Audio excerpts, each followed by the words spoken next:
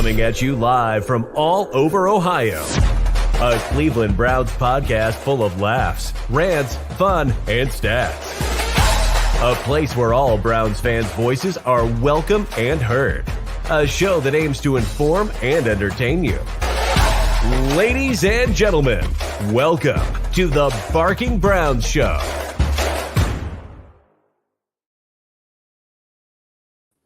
What's going on, everybody? Happy Tuesday to you. I'm a little bit late, and I'll explain in just a second. Welcome into episode 103 of the Barking Brown Show. I'm Jacob. That is Nick. We're brought to you, as always, by our friends over at Homage Apparel. I got the classic Brownie the Elf going on here. Go check them out over there. Our friends over at BetJack as well. Links in the description down below. Go check out for all the, if you want to bet and make some money and be degens like me and Nick, and we'll just throw each of us under the bus there real quick. Yep. Like, go over and do it with a local company, an Ohio-based company at BetJack, and go get yourself decked out for Brown season with the schedule to come out in just 2 days. So check out our friends over at Homage and BetJack. Nick, how are you on this fine evening? You know, I just want to say to everybody that's here, we are going to be live. Network 216 is going to be doing another collaboration episode, which we're really excited about for the schedule release. So make sure you check that out. That's Thursday at 8. It's going to be me, Jacob, Zach, Tyler. I think all the I believe Jack. Yeah, is there, I believe Jack, and who knows who else we'll have joining us along the way. So, but I'm good, Jacob. I think, you know what? Tonight, I know we're getting into some undrafted free agents. We might be getting into Darth Vader Dog, as he has maybe been dubbed. I don't know. I mean, that's fine. It kind of fits, you know, and I know we'll get into that.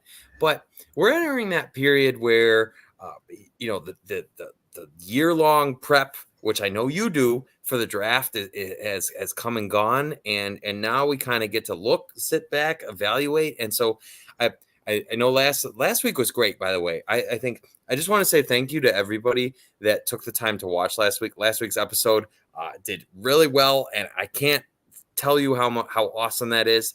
We went through all the draft prospects, so if you missed it, be sure to check it out. Tonight we're getting in undrafted free agents, and I am here for it. I have 4. So I have 4. I've done I posted 2 scouting reports on Browns Wire, 2 of the 4 on there, and then we'll hit the other 2. I got 4. If you have any of the other ones that might intrigue you outside of my 4, we can go with that. But, you know, we'll talk about the topic of the day, and that is the dog logo. That is voting opens tomorrow. And I got to admit, I don't know why, but I don't care. Like, I straight up am like, whatever, it's fine.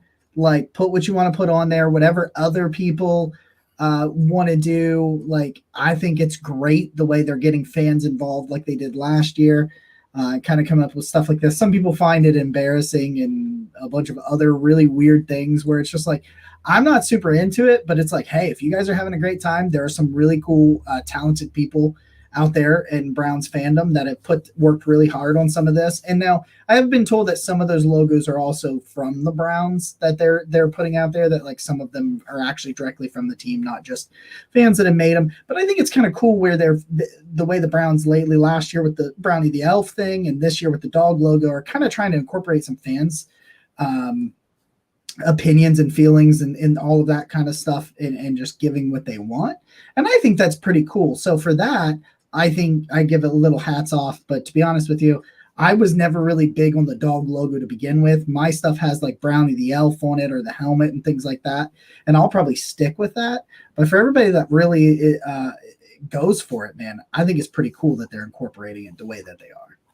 Yeah, I really like that. You know, they started with basically the voting for what was going to be on midfield, right? Mm-hmm. With the new elf one. And I thought that was really cool. I liked how and you know what, when we were at training camp last year, that's where they let people vote, which I thought was a really nice system.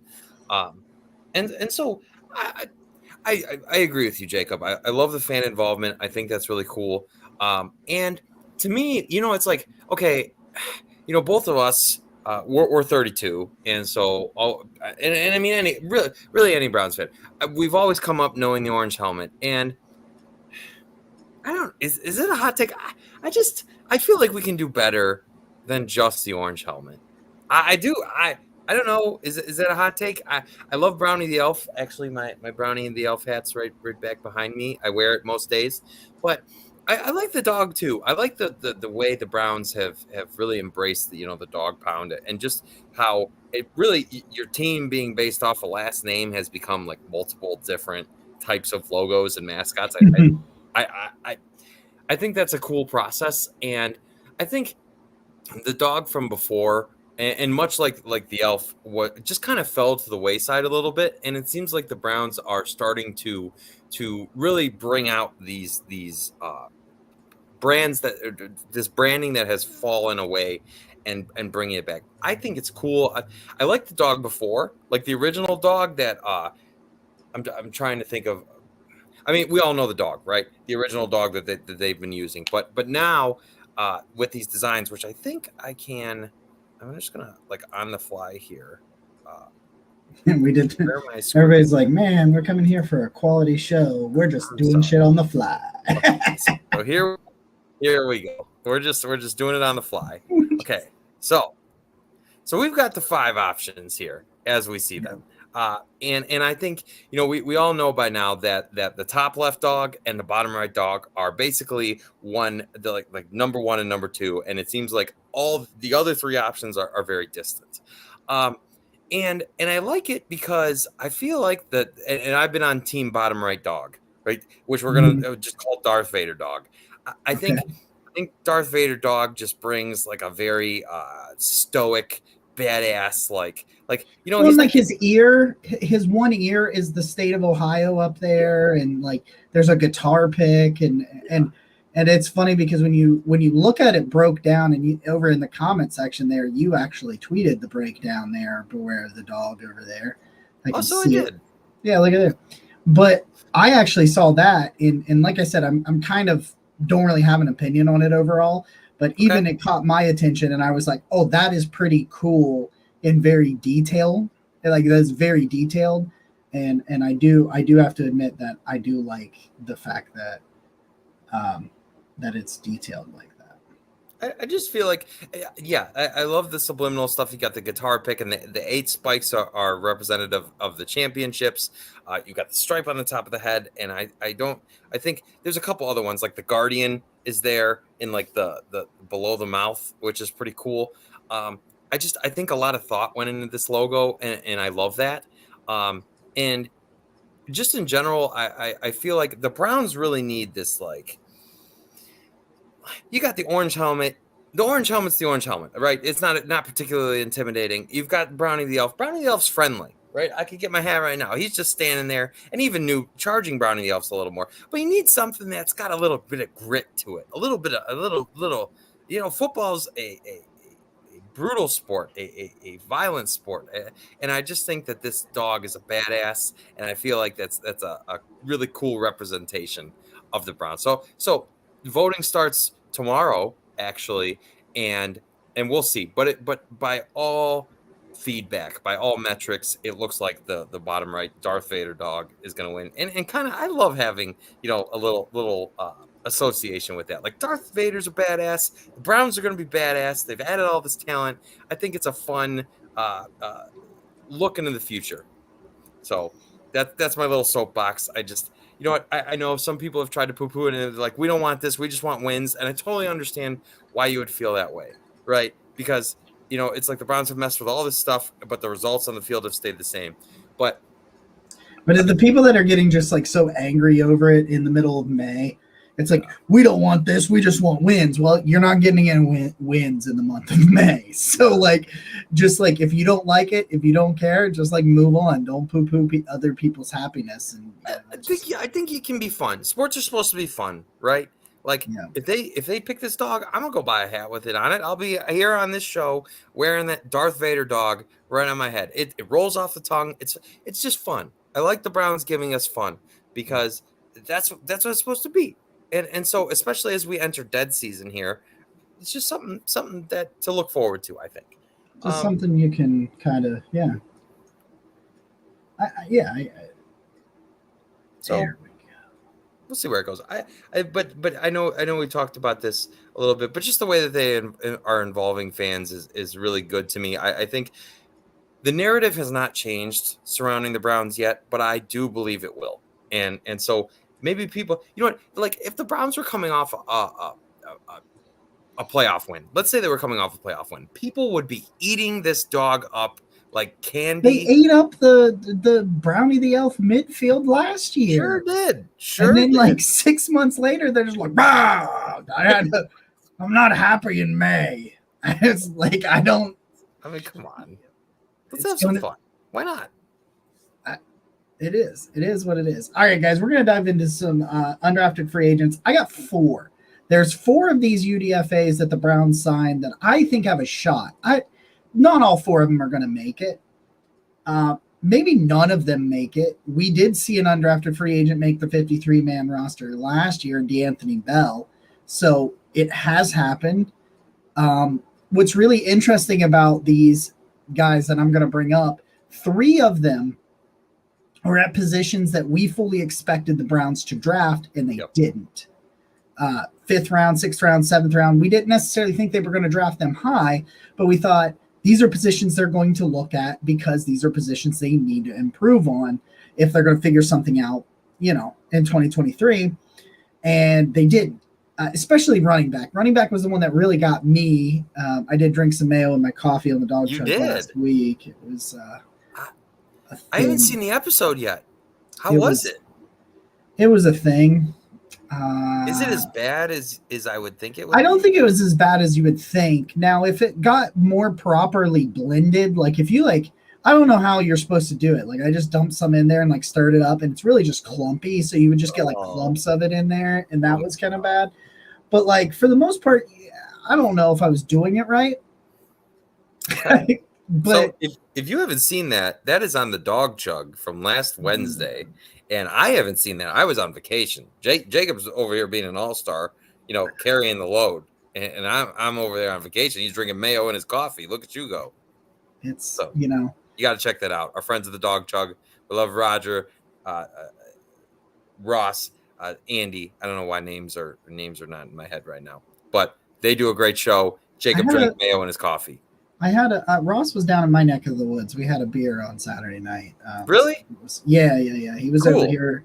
He had a family member graduating from OU, and so he stayed down in the area. Went over and hung out with him talked to him and his wife for a couple hours or so. Love that. So linebacker is the one that I'm not super surprised. I'm a little bit, because I thought there were some really intriguing day 3 options that they could potentially go after. And I was like, they could do something here. They could do something there.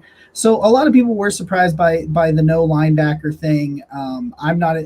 So it did kind of surprise me. But they did sign one as an undrafted free agent that I thought was pretty interesting.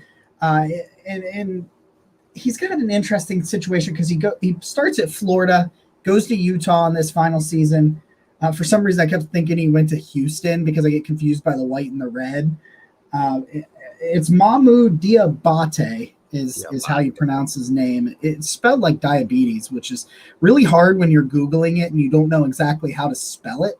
And it just keeps giving you diabetes is a disease. I'm like, yeah, I know. It's not what I'm doing here tonight. But, Diabate is really fun when you kind of watch him. He's a really good athlete on tape, a 9.11 relative athletic score. His speed and athleticism, they pop on tape. He's a very rangy linebacker, can travel sideline to sideline in a pretty good amount of time. When he's able to play downhill against the run, he can play with reckless abandon. I wish he was a little bit bigger. If you're going to say okay, why is a guy like this going undrafted? He's kind of undersized. He is the size of, JOK, a Will style linebacker playing Mike. He did play primarily in the interior. I think he's got the relative athletics, or not the relative athletic score, but the athleticism to be potentially a pass rusher in some blitz situations. And maybe, we talked about Nick Herbig, the edge rusher from Wisconsin, who's 220 pounds. He can play a role like that. I think Diabate could do that too. But I do think he's a linebacker that just plays downhill in the running game. He plays with speed and physicality. He's a physical player. And he's really good in man coverage. Like, that was something that really shocked me a little bit. Like, he's pretty lost in zone coverage. So when you've got him out there in zone and he's trying to figure out, like, his assignment sometimes, you know what I mean? Like, he can kind of get lost in coverage. He can kind of lose his man sometimes in zone, but his speed and athleticism really pop as a man defender. When he's able to just like stick to a man and follow that guy, he can play pretty good in coverage. I really think he could be an effective special teamer this year. Okay. I think, like, when you look speed, athleticism, playing with his hair on fire, I think if he made the roster, it'd be as a special teamer.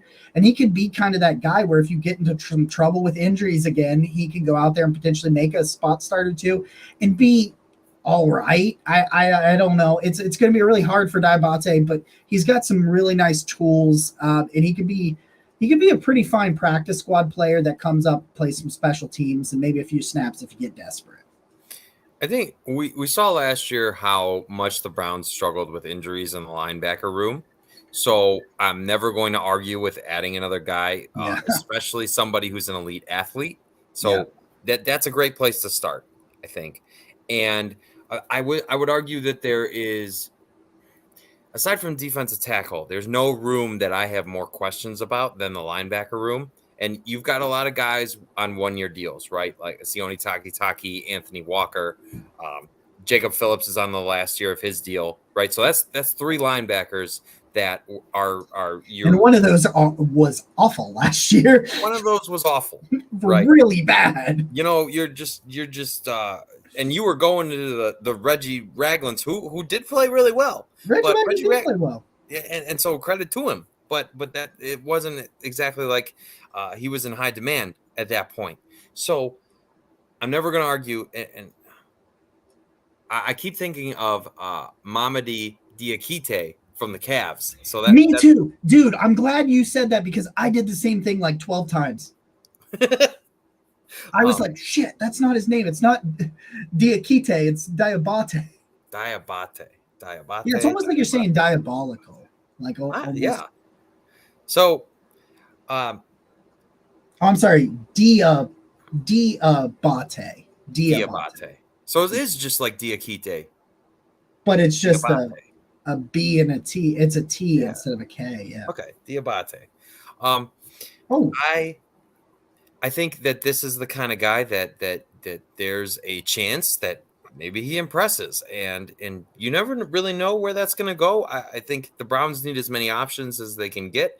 So I'm happy to see this type of addition, and I love you see a trend among the undrafted free agents, and a lot of them are tremendous athletes, right? And so there's a reason they're undrafted free agents. I get that. And Jacob, you broke down small school, all that stuff. Small school and a little bit smaller size, but you've got an opportunity, and I think Cleveland is a place that definitely has a lot of questions there. So maybe he takes advantage of it. We'll see. I'm hopeful. Hey, can I say what a night for Ahmed Rosario tonight? 4 for 4, just tripled in a run in the 8th to make it 2-0 going in the 9th. Let's go. A really nice 4 for 4, and we had a stolen base from a catcher. Gallagher stole a base just a little bit ago in this bottom of the 8th inning. So it was just something I just was pulling up and kind of watching off to the side. So I just wanted to say, go Guards. Go Guards. Yeah, man. Like, that's all you're looking for. Looking for a guy that could potentially like tread water and play special teams. They need to play special teams this year. I have no doubt that Bubba Ventrone's going to get that group ready to play. It's all going to be about, does he have the talent? And this is a perfect guy with a skill set that can do the things that Ventrone's going to ask them to do. So I could see that. If he makes the roster, that's how he makes the roster. Makes sense. And you get, and like I was just kind of saying, like if you get into trouble, I think maybe he can give you some snaps. and that kind of thing. And sometimes it's all you need. You need like a game. Like give me 15 quality snaps and get me through this game so we can lick our wounds in the bye week or whatever. We just saw that last year. We did. We saw it more than once.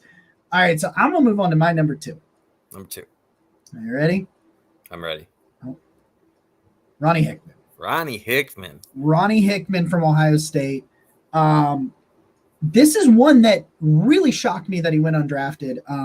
We were live streaming, and I did duck out towards the end and I know Nick and Tyler powered through like another hour and a half after I ducked out on day 3. But I had been up all night the night before, writing until like 1:32 in the morning, and then I was writing while we were streaming and everything, and so I did duck out. But I was surprised because, when you're doing those things and you're watching the draft, a lot of times, you will miss some picks. Like you're not going to see all the picks, that sort of thing. And I didn't realize Ronnie Hickman went undrafted because I was really surprised that a player of Hickman's versatility kind of went undrafted. Let me pull up my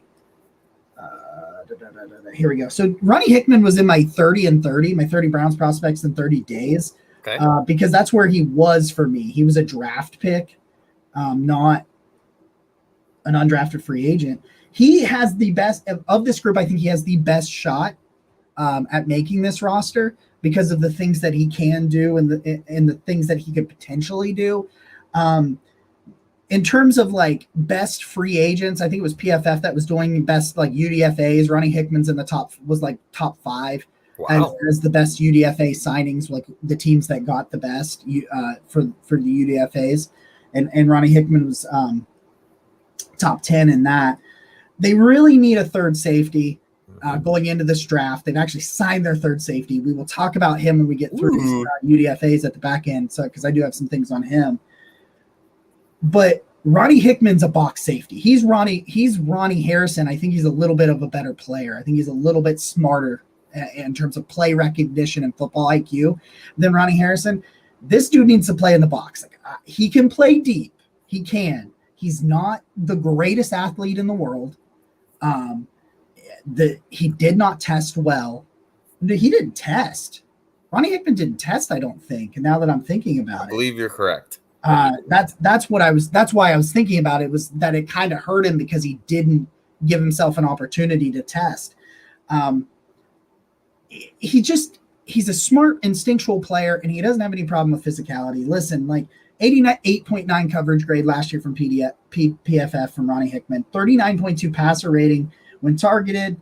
He can struggle. He had a nearly 17% missed tackle rate, which is concerning because he is a box safety, yes. And we need him to do that. But listen, he can play deep, he plays in the box, and he plays in the slot corner. That's something we talked about with a guy like Jamie Robinson. Jamie Robinson, I think, is a better athlete, a better overall player than Ronnie Hickman, but that's what he can bring. He can play 3, 4 spots if you can, because he can kind of be a sub-package linebacker even, which they used Ronnie Harrison to supplement that in the last couple of years as a kind of a sub-package linebacker. If you get Ronnie Hickman in there in the slot, playing on some tight ends and that sort of thing against the run and in coverage, I think he can be a pretty good player a couple of 2-3 years from now, which their signing of their third safety could greatly help that. Yep. Because they don't need Hickman to do all of that this year. They don't need DeAnthony Bell to do that stuff. They have a veteran that's been in the league for a decade that can do those sorts of things. But if you want Hickman potentially down the road to maybe he replaces Delpit, like because Delpit balls out and wants a new contract and they don't want to pay it. I think they do really like Grant Delpit. And I think when they didn't draft a safety, they told us what they think about Grant Delpit. But if something happens and he wants just far too much money, Hickman could potentially do some of those things. He's just a really smart, instinctual player. He knows where to be and when to be there. And I think he can do a pretty good job. This is kind of direction I was going to go in. I think I start by saying, a lot of us expected Hickman to be drafted, right? And so when you can sign that guy in undrafted free agency, that feels like a plus immediately. And the Grant Delpit angle is the one I was going to go with because, but overall, a trend of undrafted free agents, you're seeing a lot of rooms the Browns have with future question marks, right? Is Grant Delpit going to be a Brown long term? I'm not sure. Can Ronnie Hickman be a guy that has a similar skill? Is Ronnie Hickman a guy that has a similar skill set? I think he physically, he's not as good of an athlete, but his play style is similar. Yeah, his place. That's kind of where I was trying to go with it. Ronnie Hickman can give you that type of play style. Grant Delpit's had a couple of injuries. It's another high upside addition that you say, okay, if Hickman can thrive in this type of role, then maybe he can have a long-term future. And I do hope that Grant Delpit is a Brown in the long term, but it is nice to see Andrew Berry just giving himself a little edge here, a little edge there, a little chance, a lottery ticket type move. There's no risk. There's no risk, and it's a guy that a lot of people had a higher opinion of than when the Browns got him, which was for nothing, just money. So that's a win every time. So we'll see what happens when he's presented the opportunity, because the safety room is one of the most shallow that the Browns have, especially box safeties, right? Because we'll get to the Browns' other addition, but I think that there's a lot to like about it, and we'll see what happens at camp. We'll be there. Yeah, man, we'll be up there. We'll see some things. Year 3 of us at training camp, getting all together and that sort of stuff. Foster waiting. What's up, man? It's good to see you in there. It's good to see you. He says he's got the same shirt as you, Nick. Oh, really? Oh, it's a great shirt, man. It's a great shirt. It is. MC still has high hopes for Delpit. I do too. I'm just thinking Delpit could, not will, but could price himself out of Cleveland because they can't re-sign everybody. Yeah. And I think they want Delpit, though. I think Delpit's one of the ones they'll try to keep and move on from somebody else, move the money somewhere else. And I think they showed that by not drafting a safety, although it was not a spectacular class after the first couple of people. And even Brian Branch fell. He fell pretty hard in that. Well, and you look at the Brown safety room, aside from Juan Thornhill, nobody's guaranteed to be here next year. No. In 2024. So I'm really happy with the Hickman edition, and it's really interesting to see this trend of Buckeyes this time, right? Because in the previous classes, and we got a couple of editions as well. In the previous classes, we saw a lot of SEC, which, I mean, why wouldn't you? Of course, the SEC produces NFL talent all the time, but this has definitely been by far the most heavily loaded Ohio State group, and that was a cool little trend to see the Browns take on this year. Yeah, it was definitely interesting. Okay, let's slide over here to the next one, the third one we're going to talk about, and that's Lonnie Phelps, the pass rusher from Kansas. Nice picture. Look at that, dude. Is like, that's the thing when I go through these things that I start looking for these pictures and trying to get visuals for this. I got really excited with this photo of Lonnie Phelps. Lonnie Phelps is a guy I watched quite a bit of Lonnie Phelps this past weekend. I was aware of him as a pass rusher in the draft, kind of a late guy, ends up, as you know, going undrafted. And I thought he could be a day 3 pick. This dude's got an 8.45 relative athletic score. He has a 4.55 40 at 245 pounds. He had 4.55. He's just fast, man. He's got this speed rush. He doesn't have a ton of moves, and that's where you start looking at a guy going undrafted. Is you look at a guy that doesn't win really. If he doesn't win with his speed rush right out the gate, then he's probably not going to win, and that's why he's an undrafted guy. But he plays with really good leverage. He's got really strong hand placement when he plays with proper hand placement. Consistency is key with Lonnie Phelps because he can disappear on tape from time to time. And he's not huge and not elite. He doesn't have elite play strength, so he doesn't really make much of an impact as a run defender yet. But he's got the tools to work with, and I think you get into an NFL strength and conditioning program, you put on some size and muscle and build some strength, and you get all of that. I think Lonnie Phelps will greatly benefit from that sort of situation. But he really, it's not just speed. He wins with speed and effort. He's got a motor. He's not going to quit on a play, and there are several sacks on his tape where that's what it's from. And we've seen players quit on plays in Cleveland. So having a player like that can be kind of a rotational piece if there's some injuries and some situations where you need another pass rusher to come off the bench and give you a handful of snaps.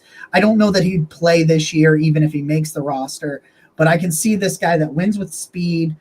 He needs work on his hand usage consistency, because when he plays with proper hand placement and leverage, he wins, but he just doesn't do it consistent enough. Jim Schwartz is kind of that guy, I think, that can fix that, because the biggest things with Lonnie Phelps is I want him to be a little bit stronger and I want him to work on technique. And 50% of the things I want him to work on are fixable. Yep. And I think Jim Schwartz is the guy that can kind of do that. So I think Lonnie Phelps probably finds himself, unless somebody else signs him, on the practice squad for a year or two. But he's just got a really nice speed rush. And if he can add a couple more moves to his repertoire, I think he could be a decent rotational piece someday. This is some of the most guaranteed money the Browns gave to an undrafted. $250,000. Yeah, $250,000. So that definitely tells you that they value him. They like him.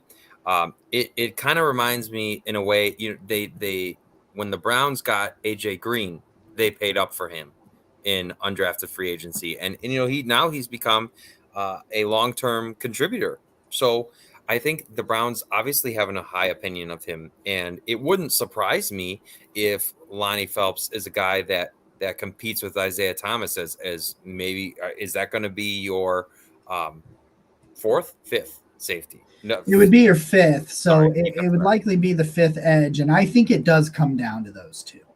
Okay. And so that's a good place to be, because Isaiah Thomas showed you some things to like last year in a limited fashion, but certainly some things to like. So, you know what? I think when you're getting to this point and you're adding a guy like Lonnie Phelps, you're starting to see, I think, not every Andrew Berry pick has been roses, right? But I got to give him credit. It feels like there are rooms on this team that are really developing depth. Defensive end is one of them, and it wouldn't surprise me if Lonnie Phelps was a guy that does stick with the Browns, and whether he ends up being a practice squad player in his first year or not, I'm not sure. But it's just another guy that is going to push Isaiah Thomas, I think, and that makes everybody better. And then all of a sudden you're looking at the Browns and you're saying, okay, you've got Myles Garrett, Alex Wright, Elijah McGuire, Obo Okoronkwo, Isaiah Thomas, and or Lonnie Phelps. There's a lot to like there. There's a lot of upside. And it depends on if they go with 5 or 6. Sure. That's a good point. Because you never know with that sort of thing. Typically, I think they've done 5 and 4, where they've run with 9 defensive linemen on the active 53, and it's probably what they'll do again this year. But hell, man, you never know, really. Yeah. A couple of questions over here from Facebook. Do you think Schwartz gets cut? Yeah. I don't even think we need to go into that. I'm sorry. The wide receiver room, we talked about depth in rooms. The wide receiver room is one of them. And Anthony Schwartz, no hard feelings, no malice here. That's the way football is. If they keep 7, he could sneak on there as the number 7. But you're looking at Amari Cooper, Elijah Moore, Donovan Peoples-Jones, Cedric Tillman, Marquise Goodwin, and those are the 5 that are locks. Yeah. I'm thinking it's Jakeem Grant. Who am I forgetting? I'm forgetting somebody. David Bell. I was forgetting David Bell. Oh, yeah. Yeah. I knew I was forgetting somebody. David Bell. I think those 6 are locks. In the battle of third round. In the battle of third round picks, I think David Bell wins over Anthony Schwartz. Yeah, I've seen more from David Bell already, so that's you know what, but you know what I mean. It's like you're like, well, you know, like we could debate this, we could sit here, and it's like, but could we? Because like, tell you what, I've been doing some reading on Mr. Cedric Tillman. There's a lot to like there, Jacob. Well, did you watch my film? You didn't watch my film room, did you? I haven't watched your film room yet. God. I'm going to. I promise. Some co-host. I'm working on it. You know, okay. All right. Now let's peel the curtain back here for a second. Okay. Do you know how much content Jacob produces in a week? I would have to spend almost as much time as he does creating it to watch it all. The guy is running a marathon over here. It was a 16-minute video. I'm working on it. Yeah, you know. No, I did a film room, and for anybody that's interested, you can go there's a playlist for it, but you can find it on the homepage. The first film room of the year, which was Cedric Tillman's film room. I like it a lot. I like what he's got going on there quite a bit. As we get into this last undrafted free agent, my hot take is that this is the undrafted free agent that makes the team. I believe I'm just going to lead it right there. I'm saying Hassan Hall is going to be the Brown. The floor is yours. The running back room has again, undrafted free agent used to target a room that has a lot of questions. Now, I'm wearing a Nick Chubb shirt, but as I speak, I am terrified that this is Nick Chubb's last year as a Brown. I hate that. I hate it, but I'm terrified about it. So if you look at the Browns running back room and the state that it's in, you've got Jerome Ford, you've got Mike Kelly, John Kelly. I don't know why I want to call him Mike. I'm having a rough day, and that's it. So because it looks like, and I saw a report today that the Broncos might be interested in Kareem Hunt. So we'll see how that goes for them. But I don't think Kareem Hunt's going to be back. So when you look at the running back room, another place where the Browns need answers, and I think Hassan Hall, and I know Jacob has done all kinds of writing about him, because I found Jacob's article when I was looking at Hassan Hall, doing some Hassan Hall research today. I think Hassan Hall has a lot to like. He's not the biggest guy, but he is a good athlete. And that's, again, another undrafted free agent trend that we're seeing. I think there is a massive opportunity behind Jerome Ford. And there's a lot of people that have said, well, do we really know Jerome Ford's going to be a significant contributor for the Browns? I think so. But when you look at the running back room, there's a giant opportunity there. And I very much believe Hassan Hall has the ability to take it. So Hassan Hall is a very interesting player. He really hits the hole and gets up to speed really quickly. I think that's probably his best characteristic is his acceleration. But he plays with 5'10", 196 the measurables when you talk about a guy that's not, he's not a 220 pounder, but dude, he runs with some good strength. Like that dude, he accelerates, he hits the hole, he runs a sub 4.5, so he's got pretty good speed, he can hit the home run, and he's a pretty good catcher. Or I'm sorry, he's a really good receiver out of the backfield. But something that he also sneaks in there at some of his time in the ACC was he's a kick returner. So you're talking about a situation where you had that with Jerome Ford last year. If Jerome Ford does in fact become running back 2, like most of us believe, and I think it's a pretty fair assumption right now, especially considering they just haven't brought anybody else in to dispel him. Because even if Hassan Hall does make the roster, which I think he has a good chance, especially with what is currently on the roster. There's no rumor out there that, at least not that I have heard, about another running back addition going into training camp. So he definitely has that ability. He has, I don't know, like dibs, I guess, on the first shot at being that guy behind Jerome Ford. But you may take Jerome Ford out of returning because he's your number 2. I had a conversation with somebody on Twitter about this, like where it was like they were talking about Jakeem Grant making the roster, because especially before he restructures his contract, I didn't really see it happening. But I had this conversation with somebody, and it really was a really great point that they highlighted. Hey, your best returners last year, you had good returners. I mean, DPJ was a good returner. He's potentially wide receiver 2. I don't think he is anymore. I think he's wide receiver 3, so he probably stays as your punt returner. But before Elijah Moore comes in. Your running back 2 is your kick returner. I don't know if the first guy off the bench, if a starter gets hurt, should be returning kicks. And so you're like, oh, that, and he pointed that out to me. I can't remember who it was. This has been months ago because it was before the restructure. And I was like, wow, I hadn't really thought about it from that particular angle. And you're like, yeah, that makes a lot of sense. Well, you get a guy like Hassan Hall. What do we talk about with these undrafted free agents? What do we talk about with these 6th and 7th round picks? Can they play special teams? Yep. Can you go out there and give you quality reps on special teams, whether it's as a returner or a coverage guy? And I think Hall can do that and plays with good acceleration, good speed, good strength. I don't know that he's elite at anything as a running back. I just don't think he's elite skill-wise, traits-wise. I don't think you're looking at a guy that does that, but he's good. I mean, you looked, let's see. His freshman year, he averaged 24.1 yards per return. In his sophomore year, he averaged 30.5 yards per return on kick returns. So you're looking at a guy that can step in and do that. Can you compete for a roster spot on special teams? And I think Hall can in fact do that. My favorite stat about Hall is that in his college career, he only went over 100 carries twice. There's a lot of tread on those tires. He averaged 4.5 yards a carry last year.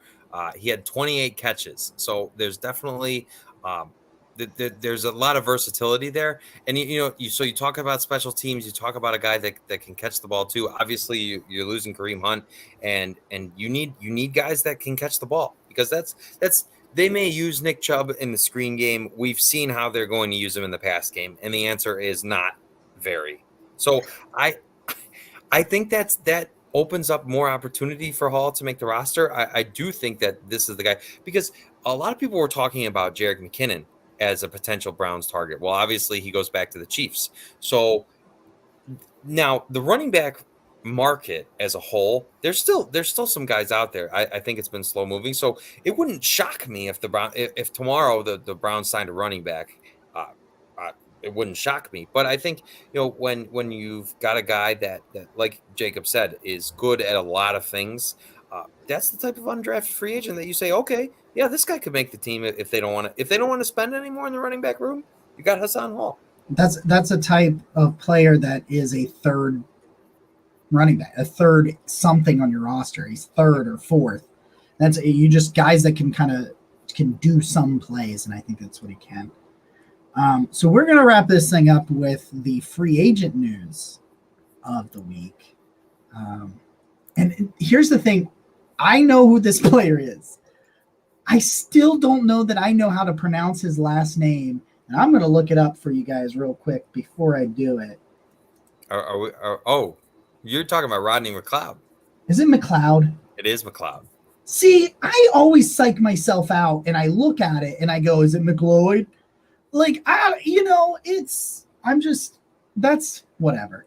Okay, so in terms of looking at a player that can be your third safety, which we knew they needed, and like maybe this deal was in the back pocket where they were like, if one of these safeties we don't like or we like doesn't fall to us where we feel comfortable drafting them, we talk about Rodney McLeod. Like, we go and say, hey, I chose this picture for a reason, played multiple years with Jim Schwartz, actually had pretty fantastic season last year. Won a Super Bowl with He Jim did win a Schwartz. Super Bowl. He won a Super Bowl. That's it. He won a Super Bowl. He actually had a really good year in Indy last year. Number 2 in safety coverage grade, I believe it was. Okay. Last year, his coverage grade was an 85.3. And some of his close to the most snaps he had really played. So he played the most snaps he's ever seen by far in the box. He played 527 snaps in the box last year, 290 as a free safety and 174 in the slot. His best, I believe it was by far his best coverage. Yeah, by far his best coverage grades of his career by playing 500 snaps in the box.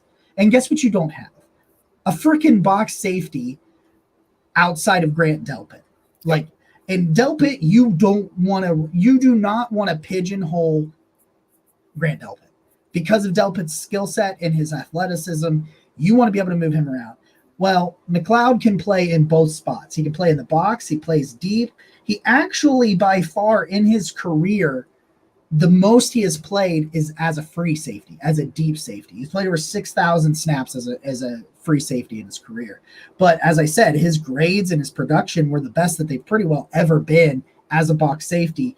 Oh, and guess what? 174 snaps in the slot. We really think Cam Mitchell is going to be put in there, and I'll highlight in a couple of weeks, this week, coming up on Friday, we will be doing you know what's funny, dude? I did not have this banner for the entire show. Well, you can't remember everything. Welcome right? in. Welcome in. I will do Siaki Ika. That's coming up this week towards the end of the year. The film room wants Siaki Ika will be this week, and we'll get to Cam Mitchell. But you're looking at veteran, first year in the NFL is 2012. He's been around. He's been in this system. He can play all over the field. He can be I think he can be a much improved over Ronnie Harrison, third safety.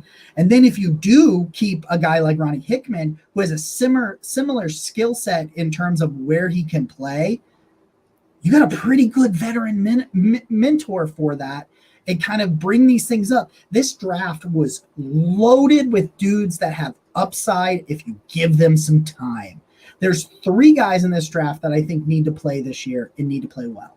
Cedric Tillman, Siaki Ika, and Isaiah McGuire, because I think Isaiah McGuire is going to have a pretty big role in terms of a rotational 15 to 20 snap guys. Those other guys, I think DeJuan Jones is going to be fantastic, but all these guys need time. And if they're going to be good, they're going to need time. Well, McLeod can really mentor some of these young defensive backs that are playing all over the field, give you really quality snaps in the box, deep, slot, because you feel good about him being deep because there's really we talked about you get Juan Thornhill and you finally have a true deep free safety. Well, there's nobody behind him that's a true free safety. McLeod is. He can do that. It looks like if you follow what he did with Jim Schwartz, you're looking at playing a lot of free safety. He played some box and he played some in the slot with Jim Schwartz, but it was a lot deep. And so you're going to see him go all over the field. And I think he can do that and be an asset. And in terms of a player that you can sign in May post draft to have a pretty decent role, it's as good as I think you could have made as good of a move as you could make with what is left on the market. You mentioned Ronnie Harrison. And when I think about Ronnie Harrison, I think of boneheaded penalties. Oh, well.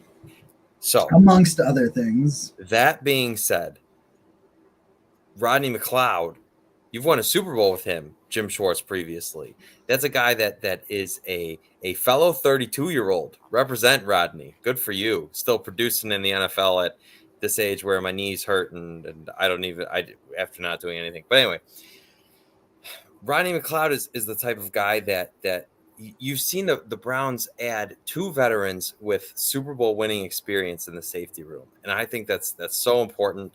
Guys that are going to be reliable, it's funny thinking about Ronnie Harrison and then thinking about John Johnson and the type of, there were questions surrounding both of those players. And John Johnson at times especially had effort questions. And I just don't think that the type of player that Rodney McLeod is not someone that you're ever going to have to worry about that with. And I think it's so important to add those types of guys in your locker room, and especially on the defense where there were a lot of leadership questions. I'm not saying Rodney McLeod is coming to the Browns and he's going to be a leader, but he's a guy that has been there, done that, has the championship experience, and I think somebody that adds a lot to a defense that certainly needed those types of personalities in the room. Yeah. And so I'm excited. I'm really excited to see the Browns add him. And it was honestly, it wasn't an addition I saw coming. I was on vacation. I was like, oh, wow, this is great. Yeah, I kind of thought it would be like maybe one of the UDFAs, or I wasn't really sure what they were going to do, but not a player of kind of that play style, just that kind of experience and stuff. He's getting older, like you said, the fellow 32-year-old. Jacob, I can't say that. I can't call him old because oh god. Yeah, I know. Yep, there it is, man. Hey, we're to the point now where we are the elder statesmen age-wise of the NFL, which is, I don't know how I'm dealing with that. I'm not dealing well. I'm not. Jacob, I want to ask you. So I have something that I have something that I'm going to present to Jacob that he doesn't know I'm going to. So before I do, I just want to ask you if you have anything else. I wanted to know that if the Browns pooped in a box then handed it to you, would you love that too? I saw that tweet. Oof.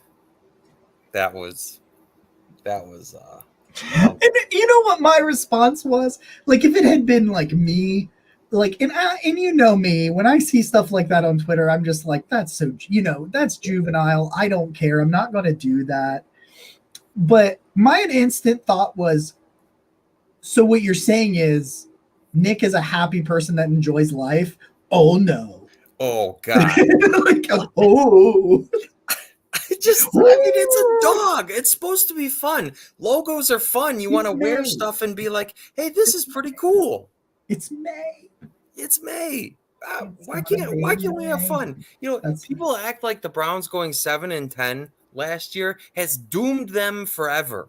And that because Deshaun Watson wasn't good in a 6-game sample after 2 years off, that he is just never going to be. It's so frustrating to me. It's so, and I will definitely get into that, because if Deshaun was anywhere else, people would say, I guess I don't want to say anywhere else, but there are so many there are so many teams that could have added him that they would point to his history and point to the fact that he's been elite and say, what an addition. The history is on this guy's side. And in Cleveland, Deshaun just doesn't seem to be able to get any type of benefit of the doubt, especially. And I get it. Cleveland struggled to win. We as fans are all so hungry for this team to be good. And we definitely felt like in 2020, we were just talking about this today. Coming off that playoff win, it felt like the Browns had really turned the corner. And I know how hard that's been. So I try to empathize with people when they want to poo-poo all over just a fun dog upgrade, right? But I think it is totally unfair to this team to discount the talent just because of the failures of past Browns teams. And I didn't know I was going to go on that little mini piece, but I just want to end the show with something a little more fun. Because if you've been on Twitter today, you know that I gave an official AFC playoff prediction. I gave an official one. And so I'm gonna give this little share right here and show Jacob. I'm not sure if you've been on Twitter today, but here you go. So I did. Your DMs are open, by the way, on the screen right now. Well. So I don't know if you want everybody to see. Nah, it's fine. It's fine. There's nothing. We've got savory DMs in these parts. We've got savory DMs. So sorry about that. However, so the official, because the draft's over, undrafted free agents have been added. Most of free agency is done. These teams are going to be about as constructed for the most part as they get entering 2023. So without further ado, I give you my AFC playoff prediction. We got number 1, the Chiefs. Number 2, the Bengals. Got to give them the respect. They're the 2-time division champ. They still have Joe Burrow and Jamar Chase and T. Higgins. That's terrifying. I hate that. I actually, funny story. I was just down in Cincinnati. I got to see Paycor, and it's right on the water there. Nice little place, but it's a shame for the Bengals that we're just going to have to. We'll get into that. Number 3, the Bills. Number 4, the Jaguars. Somebody has to win the AFC South. Jaguars were probably the most exciting team last year, or one of them. They went on a hell of a tear, and I think a lot about how they're getting Calvin Ridley back after his year suspension for gambling. Number 5, your number 1 wild card, the Browns. Number 6, the Dolphins. Number 7, the Ravens. They win a lot of regular season games. We know they'll probably be there. I hate it. That's the way it is. The AFC North sending 3 playoff teams. So, Jacob, number 1, I want your official AFC playoff predictions that you have not brainstormed at all because you did not know I was going to drop this on you. Number 2, how do you like my list? I think it's a good list because, like, I think when you start for these kind of things, you start saying, like, what do you disagree with? Like, when people give you predictions like this and you have not culminated a situation for yourself, you look at it and you say, is there any on there? I'm really hot and cold on the Dolphins this year. I don't know if this is like a hot take. It probably is. I think the Dolphins suffer from a massive second-year sophomore slump from Mike McDaniel. Wow. Similar to kind of some of the stuff that Kevin Stefanski saw when they were 8-9, in the sense that what did the Browns really, really excel at with Baker Mayfield? Those bootlegs, those naked boots and things like that. And defenses, all they did was stop that. Like the Browns could not do it. People were like, where's it at? And it's like, go watch the All-22. They have a edge player that is just staying out there. He's not crashing down. He's staying out there because he knows they're going to run it, and they couldn't run it. And I think that stuff may happen with Mike McDaniel a little bit. I'm still not 100% on Tua. I still feel really bad about like the way they have treated him in terms of just like throwing him out there. So I would take the Dolphins out and put the Jets at 6. Okay. So I put the Jets at 6. I'm okay with 1 and 2 and 3. Yeah, 1, 2, and 3 is fine. The Jags are fine. I'll take the Browns, the Jets. Yeah. I would actually just put the Jets at 6 and then roll with that list. Look at me go. Us agreeing. Because I'm like thinking about it. Like, who could I take off? Like, are you going to take the Jags off? No, because I go and look at the AFC. They were 9-8 last year. I think they had a pretty decent offseason. They could have capitalized a little bit better on the draft, but I think a guy like Trayvon Walker, who was just so raw as the number 1 pick last year, I think you should see a jump from him. Rather he'll ever be Aiden Hutchinson, I don't think he will, but I still think he'll be better than he was as a rookie. That defense was good, and he didn't do much, like in terms of being a number 1 overall pick. You know, they won their final 5 games after being 4-8. You know, I like Doug Peterson a lot, and there's no one in that division. I'm looking at it. Like, I had to pull the divisions up to make sure I understood the assignment here. Yep. Had nothing, no one else. I don't think there's a wild card team in there, and there's nobody else that's going to compete over Jacksonville. Tennessee could surprise us, but I just want to say about Jacksonville, they honestly gave Kansas City a game in that AFC semifinal there, which really impressed me. Trevor Lawrence has a bright future ahead of him, a ton of upside. It was really cool to see him turn the corner. Just as an NFL fan in general, I think it's cool to see the Jacksonville Jaguars like have really cooking with some gas down there. Yeah, for sure. The only one that I wanted to try to find a way on there was the Chargers. Yeah, I like the Chargers. I like that too. They could supplant the Ravens. Okay. But just with Lamar Jackson, they're like touting this Ravens wide receiver core up like it's something proven. And I like Zay Flowers, but like him and I like Rashad Bateman, but neither one of them done anything. And OBJ in the situation that OBJ's in, and all the whatever. I'd put the Jets in there over the Dolphins, and I would say I'm 50-50 between the Ravens or the Chargers at 7. That I had Jets Charge typed in as number 7 for a long time. And then I thought about it, and while I'm not positive the Ravens receivers are going to live up to the current hype they're getting, the Ravens always win a lot of regular season games. They always do. And I think their defense is going to be better. They're not going to have all these ACL tears. I'm a big J.K. Dobbins believer. So I just think they'll be there. And it's hard. The main thing I learned from doing this little list here is that the AFC is crazy. No matter how you spin this, I think you have to leave at least 2 good teams that I would consider they'd be playoff. Like if you told me the Jets and the Chargers have been transplanted to the NFC, I would say they're both playoff teams in the NFC next year. And this, I feel confident about these 7 teams being playoff teams. So you're looking at 9 teams that, at least to me, are worthy of being playoff teams from the AFC next year, which is, if the Browns do make the playoffs, and I think that's the biggest meaning here. If the Browns do make the playoffs, that's going to be an accomplishment. The AFC is brutal. Yeah, the AFC North too. It's going to be a damn gauntlet. I really seem to have struck a chord, and I know we're going a little long here. I really seem to have struck a chord with Pittsburgh. Do you think Pittsburgh is going to be close to a playoff team in 2023? They could be, yeah. I think that defense, they had a really good draft. I think that defense will be a lot better. I like Broderick Jones, although Broderick Jones really struggled against Isaiah McGuire. But, yeah, I think they're good. They're probably a 7-8 win team, somewhere in the range. I hate that, but I do agree. I think the AFC North ends up being the best division in football next year.